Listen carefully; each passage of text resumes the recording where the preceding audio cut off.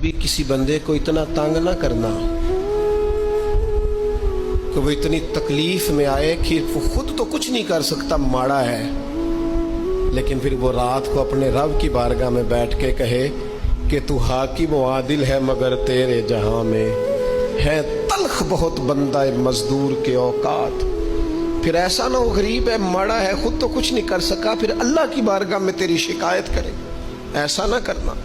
میرے نبی پاک علیہ السلام کے درویش صحابی تھے حضرت سعید بن زید رضی اللہ تعالیٰ عنہ، فقیر فاقہ مست، حضرت عمر رضی اللہ تعالیٰ عنہ کے قریبیوں میں سے تھے۔ ایک عورت نے الزام لگا دیا زمین کے قبضے کا۔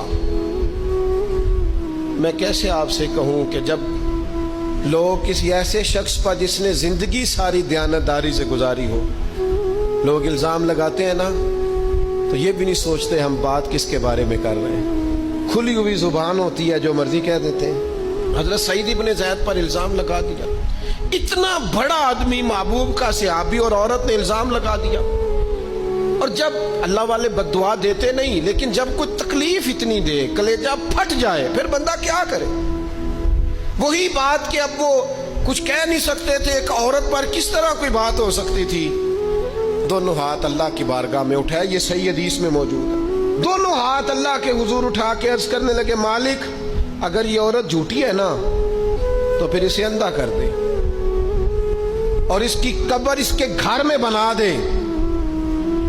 صحابہ فرماتے ہیں کہ حضرت سعید ابن زید کا تو وصال ہو گیا، زمانہ گزر گیا، لیکن ہم نے پھر اس بی بی کو اندھا ہوتے دیکھا ہے۔ پھر اس کے گھر میں کنواں تھا اور ہم نے اسے اپنے ہی گھر کے کنویں میں گر کے مرتے ہوئے بھی دیکھا ہے۔